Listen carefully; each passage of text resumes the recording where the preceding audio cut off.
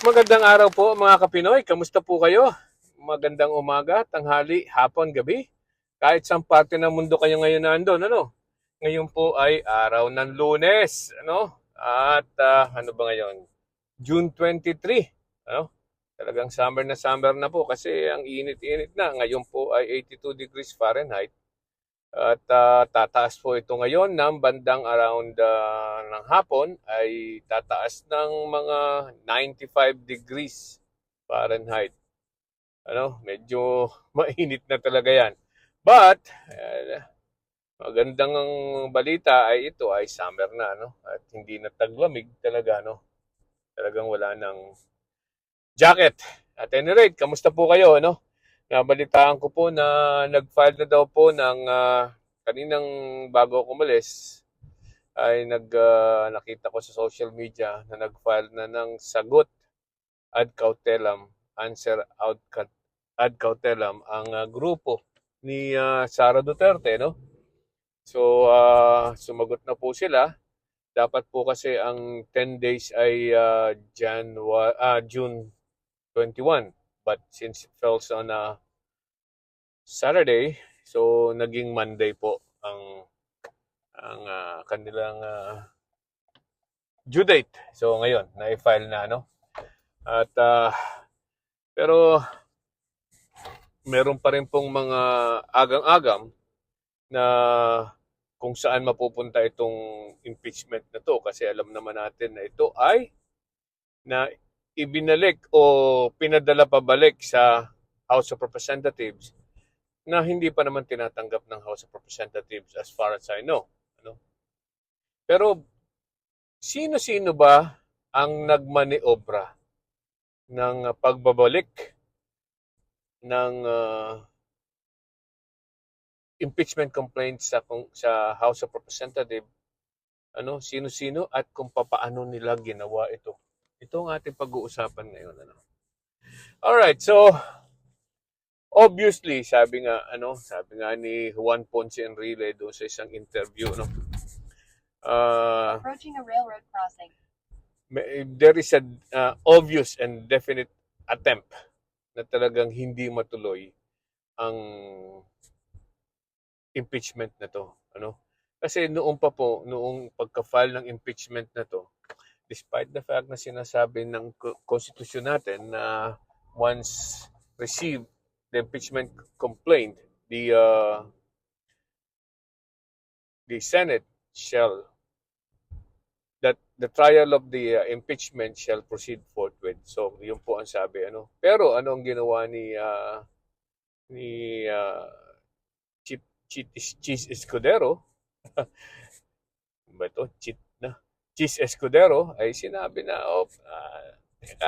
adjourn muna tayo, ano? So, hindi isinet for trial ang impeachment despite na marami nagsasabi. So, anong nangyari? Na-delay. Ano? Alright, so yun ang unang attempt. Okay. So, nung June 2, akala natin matutuloy na, ano? Sabi, June 2 daw, itutuloy na. Yun ang sabi. Aba, ang ginawa, i-delay pa. Ano? At ginawa pang sinasabi ay June 11. Ano, kung kailan, that is the last day ata o second to the last day ng Senado bago mag-adjourn. So ayun. So but 2 days before June 11, pinilit nitong sila Coco Pimentel at Riza Hontiveros na mag-convene na ang impeachment court. Ano, talaga po nagkaroon po ng balitaktakan and then hanggang sa napilit na mag-convene kasi meron pong motion. Ano, may motion itong si Bato de la Rosa, hindi pa nagko-convene, may motion agad itong si Bato de la Rosa to dismiss yung impeachment complaint, which is unconstitutional na naman dahil hindi po trabaho ng Senate ang mag-dismiss ng isang impeachment complaint kasi ang trabaho lang yan ay to try and decide the case. So, pero hindi pumayag si Chis Escudero na ma-dismiss. Ang sabi ay dahil kaya hindi pwedeng i-dismiss kasi hindi pa sila impeachment court. Naintindihan nyo na, napafollow nyo na. Okay, so para daw makapag-move ng dismissal itong si Bato de la Rosa ay kailangan munang mag-convene as impeachment court ang Senado. Di ba? So natuturuan na. So walang magawa si Bato. Kung hindi, okay, sige, payag na tayo para lang makapag-move ako for the dismissal,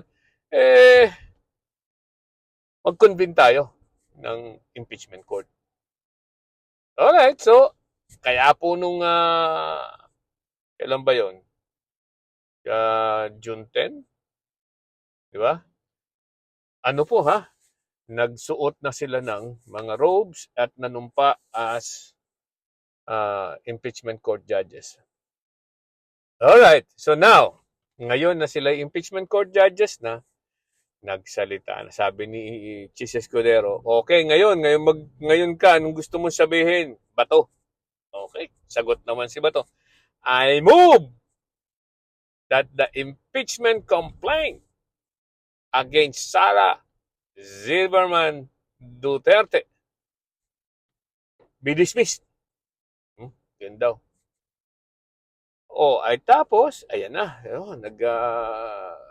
Nagsimula ng ang dismissal. So ang ginawa nitong siyempre kailangang magkaroon ng second, So sinigundahan po 'yun itong si Senator Bongo.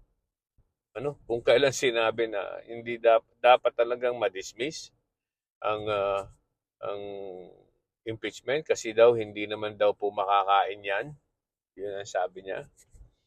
Later on, sinagot na rin naman niya ni Coco Pimentel. So, hindi daw po makakain yan. Okay? So, at during his speech, sinabi niya, kung hindi madidismiss, kahit man lang i-remand o ibalik sa House of Representatives. Para daw matama yung pagkakamali ng House of Representatives. Aba, ayan na. Nagsalita po, pagkatapos nun, ay nagsalita na itong si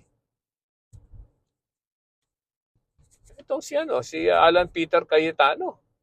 At sinasabing, hindi naman natin po pwedeng i-dismiss yan. Kailangan magtuloy. Yun ang sabi. Pero, meron ka sinabi kanina na payag kayong ma-remand o ibalik sa Congress, sa House of Representatives para matama ang pagkakamali. Okay, kita niyo yun? Di ba? Parang scripted, Parang scripted.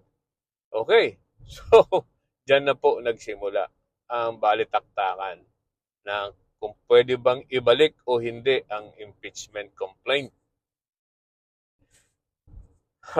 Okay, so the rest is history. Meron pang sinabi si